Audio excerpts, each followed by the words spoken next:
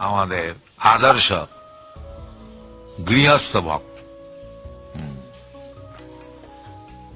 চৈতন্য মহাপ্রভু তিনি একথা বলেননি যে কেবল সন্ন্যাসী ব্রহ্মচারী এরাই ভগবানকে পাবে, আর গৃহস্থরা পচা তারা ভগবানকে পাবে না, এরকম কথা চৈতন্য মহাপ্রভু বলেন। মহাপ্রভু বলেছেন যে কিবা বিপ্র কিবা শূদ্র ন্যাসী কানে নয়, যেই কৃষ্ণ তত্ত্ববেত্তা সেই গুরু হয়। কিবা বিপ্র ব্রাহ্মণই হোক আর শূদ্রই হোক আর সন্ন্যাসী হোক আর গৃহী হোক, তাতে কিছু যায় আসে না। যেই কৃষ্ণ তত্ত্ববেত্তা, যে ব্যক্তি কৃষ্ণ তত্ত্ব জানে, কৃষ্ণ কি বস্তু, কৃষ্ণকে কি করে দেখতে হয়, কৃষ্ণকে কি করে জানতে হয়, এই সব কথা যিনি জানেন তিনিই গুরু। তো সেই গুরু হচ্ছে ভক্তিবিনোদ ঠাকুর। তিনি গৃহস্থ ছিলেন, শুধু গৃহস্থ নন, বড় গভর্নমেন্ট অফিসার, ম্যাজিস্ট্রেট। ম্যাজিস্ট্রেট ছিলেন, তাকে দিনের বেলা কোর্টে যে বিচার করতে হতো, এবং গৃহস্থ ছিলেন আরো সব ছেলেপুলে মানুষ করা, ছেলেদেরকে এডুকেশন দেওয়া, মেয়েদের বিয়ে দেওয়া, তাদের জন্য টাকা রোজগার করা, এইসব তো থাকবেই গৃহস্থের। এইসব থাকা সত্ত্বেও তিনি হচ্ছেন আমাদের আচার্য গুরু। তিনি এমন ভাবে কাজ করতেন যে ভগবানের সেবাটা সেইটাই মধ্যস্থ রেখেছিলেন। তিনি অফিস থেকে কোর্ট থেকে আসতেন, এসে মুখ হাত পা ধুয়ে যৎকিঞ্চিত যা খাবার খেয়ে নিতেন, নিয়ে 8টার সময় তিনি শুতে যেতেন, আর 4 ঘন্টা পরে রাত্রির 12টার সময় উঠে পড়তেন, উঠে বই লিখতেন। He used to go to bed at 8 o'clock and rise up at 12 o'clock, and he used to write books. So that was এইভাবে তিনি জীবনযাপন করতেন। যে আমাদের গৃহস্থের কাজ অনেক আছে, কিন্তু তিনি এমন ভাবে সেগুলি সব বিভাগ করে নিয়েছিলেন যে তার কৃষ্ণ ভজনে কোনো বাধা হতো না। তা আমাদেরও সেই রাম করতে হবে। যদি আমরা হরিভজন করতে চাই, তা আমাদের গৃহস্থলী কাজকর্ম অনেক কিছু আছে, সেগুলো আমরা বাদ দিতেও পারবো না। কারণ এটা অন্যায় যে ছেলেপুলে হয়েছে তাদের কিছু দেখবো না, তাদের কিছু করবো না। অবশ্য যদি অসম্ভব হয়, সে আলাদা কথা, তা নাহলে এইসব কাজ করা উচিত। সকল গৃহস্থের তার দেখা উচিত। মা বাপ না যদি ভালো না হয়, তাহলে ছেলে কি করে ভালো হবে?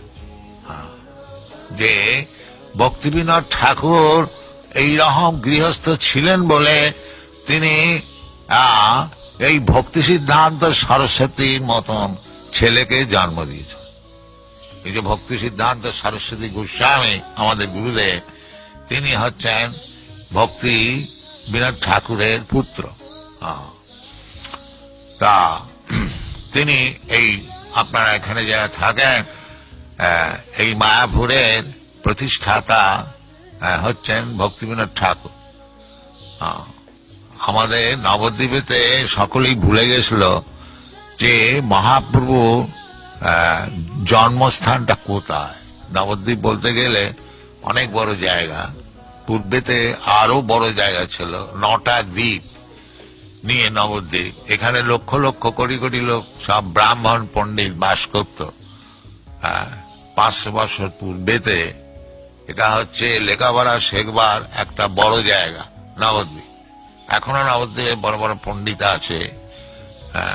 বাংলাদেশে নবদ্বীপ, উত্তরপ্রদেশে বারাণসী, এইরকম দ্বারভাঙ্গা, এরকম সব জায়গা সব ছিল যেখানে, যেমন এখন সব ক্যালকাটা ইউনিভার্সিটি, অমুক ইউনিভার্সিটি সব হয়েছে, পূর্বকালেতে এই সব কতকগুলি জায়গা লেখাপড়া শেখবার ছিল।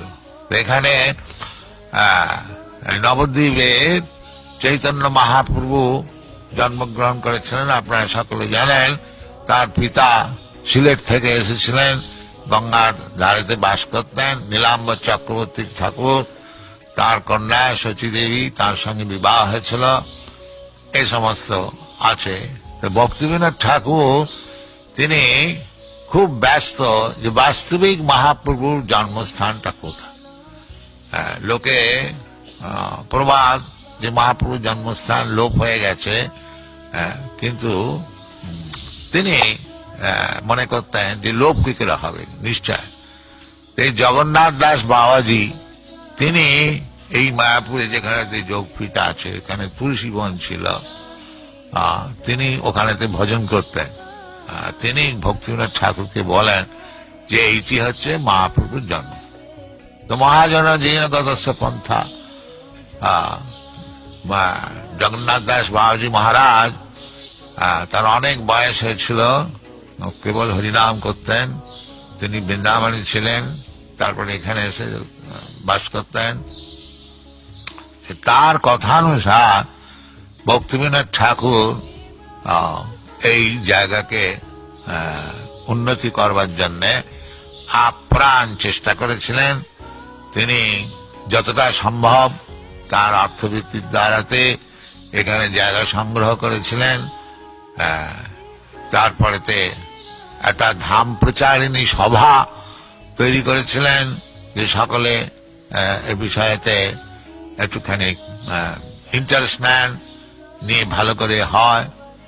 আর তিনি এটাও আশা করেছিলেন যে এইখানেতে মহাপ্রভুর কথাটা কোনো তো দোলো কথা না, যে এক একটা লোকের যেমন দল আছে, আজকাল অনেক সব দল হয়েছে, অমুকের দল, অমুকের দল, অমুকের দল, আর সেই সবগুলো ধোঁকাবাজিগুলো ধর্ম নামে চলছে।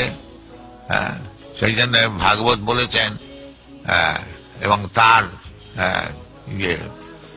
ভাষান্তর করে আমাদের বৃন্দাবন দাস ঠাকুর বলেছেন যে পৃথিবীতে যাহা কিছু ধর্ম নামে চলে, ভাগবত কহে তাহা পরিপূর্ণ ছলে।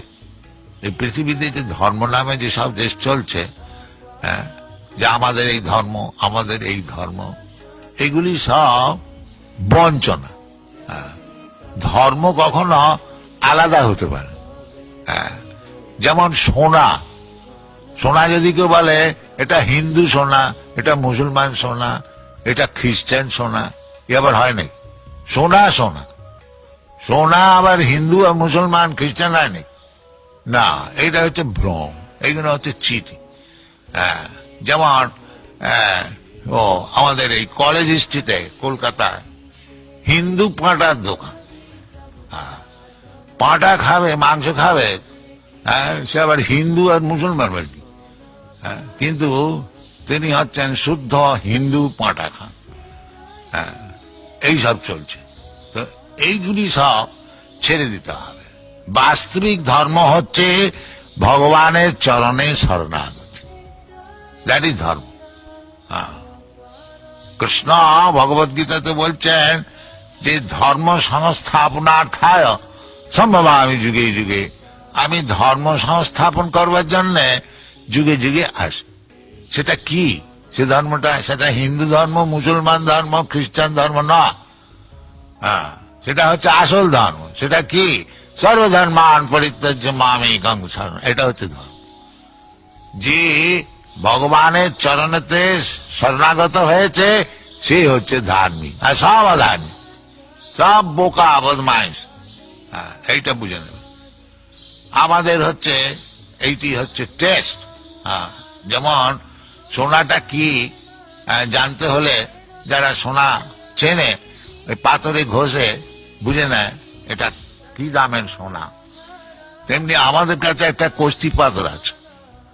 সেই কোষ্ঠী পাথরে আমরা দেখিনি যে কে কত ধার্মিক। সেটা কি?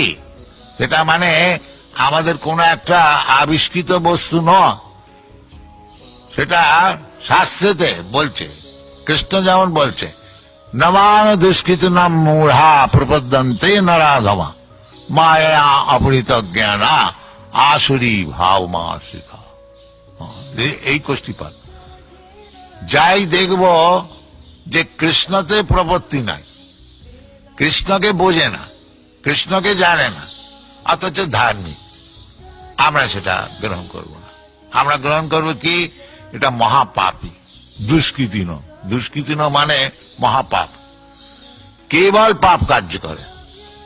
সে এই ক্লাস লোক যারা কেবল পাপ কাজ করছে, যারা বোকা মূঢ়া, নমাং দুষ্কৃতি ন মূঢ়া নরাধমা, মনুষ্য সমাজের মধ্যে অত্যন্ত হেয় নরাধম, আর মায়া অবৃত। মানে এই লোকটা এত বিদ্যান ইউনিভার্সিটিতে এত সব পাস টাস করেছে, আর আপনারা একে বলছেন যে মহাপাপী, বোকা, নরাধম। আমরা বলছি না, বলছি